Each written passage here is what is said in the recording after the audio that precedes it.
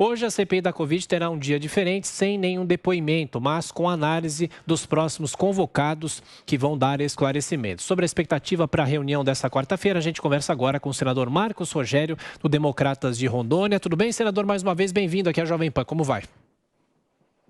Muito bom dia a você, bom dia ao ouvinte. Um prazer muito grande participar. Tudo bem. Senador, a expectativa da convocação de governadores, de que maneira o senhor acha que a CPI se comporta a partir de agora? Porque o senhor mesmo muitas vezes criticou os integrantes da CPI, dizendo que só eram ouvidos ex-ministros e titulares do governo. A partir de agora, com a convocação dos governadores, o que muda no foco da CPI e na avaliação do senhor? Olha, muda bastante, porque havia uma clara blindagem em relação à possibilidade de convocação de governadores e prefeitos. E é justamente por onde passaram aí bilhões e bilhões de reais do investimento da pandemia. Então, nós vamos ter hoje a votação de alguns requerimentos, ainda não são todos, mais para frente pode ser que outros nomes sejam submetidos à apreciação, mas já é um bom começo. E um dos critérios para essa primeira convocação é observar aqueles estados onde aconteceram operações da Polícia Federal e já há elementos, indícios, né, de envolvimento desses gestores em alguma prática que pode ser apurada, né?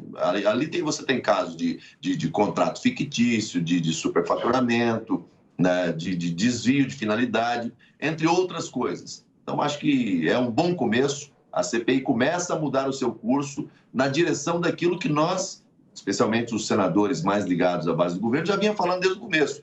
Como é que você coloca bilhões e bilhões de reais nos estados e municípios e você cria uma CPI para investigar a gestão da crise e o foco é só no governo federal? Não tinha sentido. Acho que a CPI agora avança na direção certa. Senador, agora a pergunta de Brasília, José Maria Trindade. Senador, muito bom dia. Lá na minha cidade se diz que quando a esmola é demais, o santo desconfia. O que está por trás desta mudança aí dos senadores que dominam a CPI, desse tal G7? O que está por trás disso? José Maria Trindade, veja que essa possibilidade nasceu numa daquelas reuniões secretas do gabinete paralelo da CPI da Covid. Isso aconteceu na última segunda-feira, no final de semana, segunda-feira, em reuniões que os senadores não participam e que não têm a presença ali de câmeras. E ontem, simplesmente, num dos momentos lá, numa provocação que fiz ao presidente, ele anunciou publicamente que faria a convocação. Não se sabe ainda o que está por trás, porque havia claramente, todos são testemunhas disso, um movimento para blindar os governadores e prefeitos de comparecerem à CPI. Falava-se abertamente, o relator falava abertamente, o vice-presidente falava abertamente, outros senadores, vi entrevista do senador da Bahia falando também que não chegaria aos estados, que esses requerimentos seriam arquivados e de uma hora para outra mudam de posição.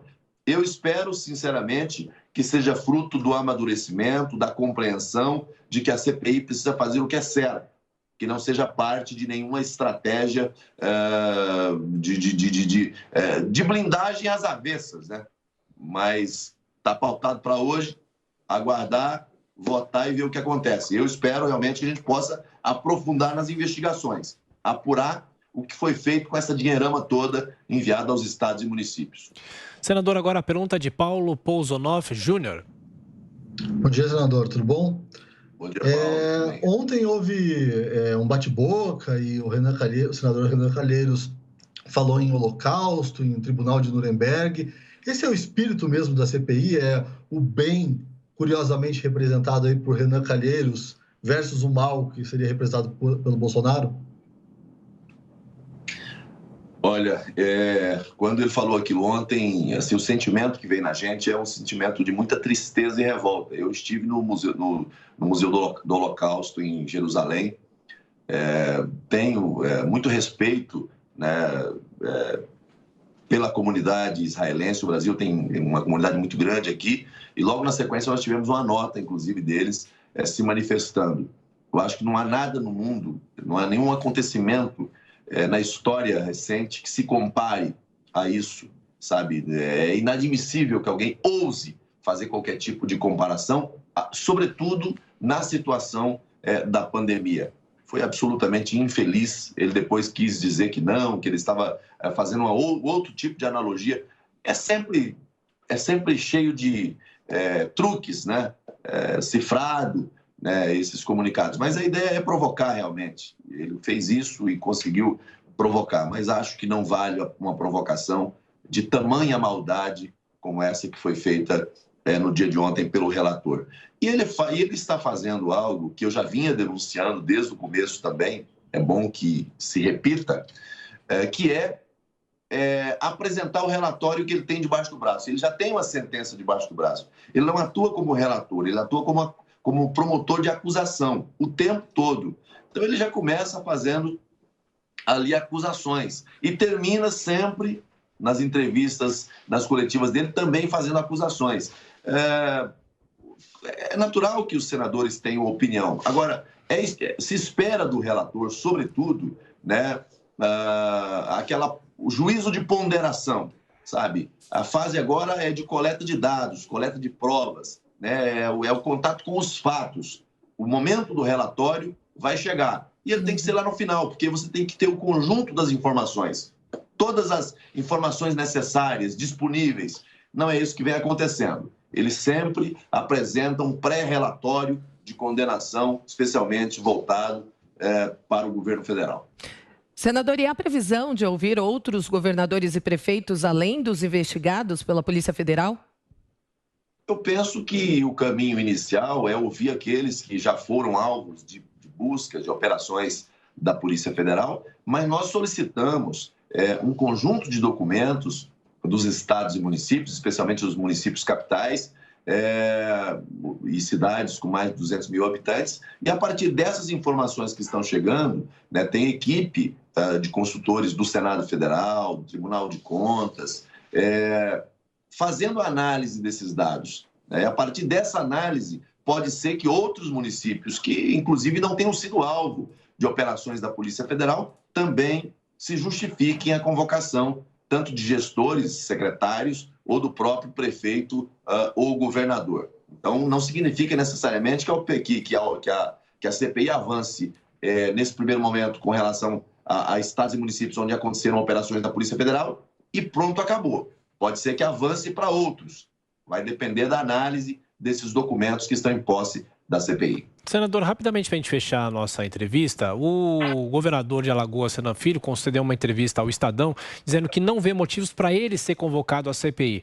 Primeiro, o senhor acha que ele deveria ser convocado? E se ele fosse convocado, como é que ficaria respondendo as perguntas do relator, que é o pai dele? Olha, seria, no mínimo, curioso ver, né, o ímpeto do relator fazendo a oitiva do seu filho. Até acho que ele talvez declinaria dessa posição, pediria para um outro senador fazer esse questionamento.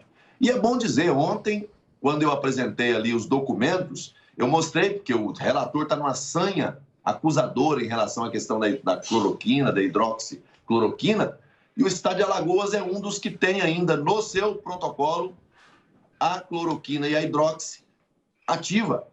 Além de lá, São Paulo fez até recentemente, né? Bahia também mudou a menos de 60 dias, outros estados continuam fazendo. Então, seria um bom momento para a gente verificar o comportamento, se vai se manter o mesmo, porque quando é contra algum gestor, algum nome ligado ao governo federal, ele é implacável. É esperar, aguardar. Eu acho que não cabe blindagem a quem quer que seja. Se há suspeitas, se houve operações da Polícia Federal nesse primeiro momento, e se há suspeitas a partir da análise dos documentos, há que ser convocado. Senador Marcos Rogério do DEM, integrante da CPI da Covid, obrigado mais uma vez, bom trabalho, até a próxima. Obrigado, sempre um prazer.